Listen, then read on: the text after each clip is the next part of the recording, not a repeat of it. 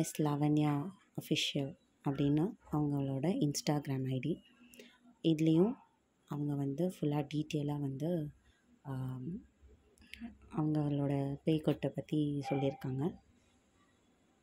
இதுலேயும் 10 world record holder, 32 craft எல்லாமே இதில் சொல்லியிருக்காங்க.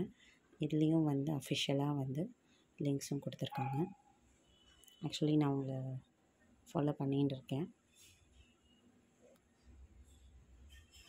ஸோ அவங்களோட வீடியோஸ் எல்லாமே வந்து இதில் இருக்குது. இந்த மாதிரி மல்டி டேலண்டட் பர்சனை வந்து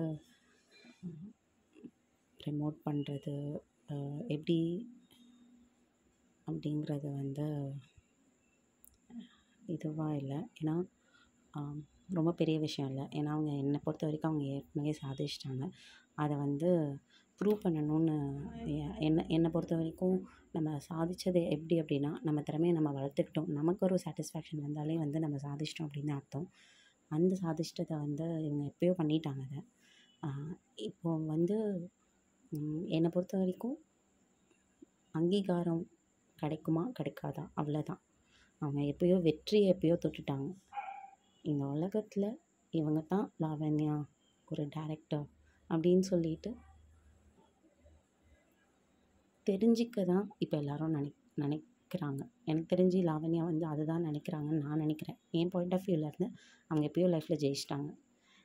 எப்போது வந்து பெண் ஆண் அப்படிங்கிறத தவிர்த்து ஒரு மனுஷனாக பிறந்தவங்க இந்த உலகத்தில் எல்லாத்தையும் கற்றுக்கணுன்னு ஆசைப்படும் போது எவ்வளோ ரெஸ்ட்ரிக்ஷன்ஸ் வரும், எவ்வளோ அப் அண்ட் டவுன்ஸ் வரும். வெறும் பொண்ணு தானேப்பா அப்படின்னு பேசுகிறவங்க இருக்காங்க. நம்ம காதுபடவே கஷ்டப்படுத்துகிறவங்க இருக்காங்க. ஏகப்பட்ட பேர் இருக்காங்க. அப்போ அவங்க எவ்வளோ ஸ்ட்ரகிள்ஸ் பார்த்துட்டு இப்போது ஒரு தனி ஒருத்தராக வந்து இந்த ஒரு படத்தை எடுத்து அந்த படத்தை தனி ஒருத்தராக வந்து ரிலீஸ் பண்ணுறது எவ்வளோ பெரிய விஷயம். ஸோ எனக்கு நிஜமாலே இன்றைக்கி நைட்டு என்னால் தூங்குவேனான்னு கூட தெரியல. ஏன்னா அவங்களோட திறமைகளை வந்து பார்க்கும்போது அவ்வளோ பிரமிப்பாக இருக்குது. அந்த திறமையெல்லாம் கற்றுக்கணுன்னா பல வருஷங்கள் ஆகும். ஆனால் இவங்களோட ஏஜில் இவங்களுக்கு வேண்டியதை இவங்களோட திறமையை ஒரு படமாக எடுத்து காமிச்சிருக்காங்க.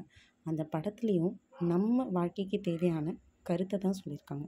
அது எத்தனை பேருக்கு பிடிக்கும், அது என்ன மாதிரி இருக்கும் அப்படிங்கிறது மக்களான உங்கள் எல்லார் கையிலும் கொடுத்துட்டாங்க. அது நம்ம முடிவு பண்ணும், அது வெற்றி அடையுமா இல்லை வெற்றிக்கு கொஞ்சம் தள்ளி இருக்குமா அப்படின்னு.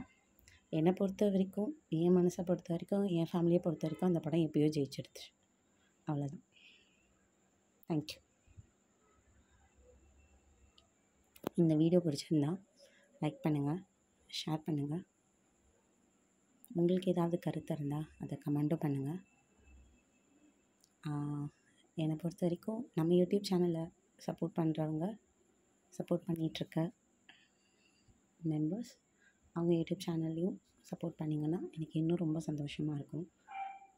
ஏன்னா திறமை இருக்கிறவங்க வந்து வாழ்க்கையில் கண்டிப்பாக ஜெயிச்சிருவாங்க.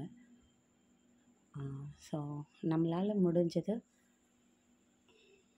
நம்ம ஹெல்ப் பண்ணோன்னா அவங்க இன்னும் வளருவாங்க. தேங்க்யூ மக்களே.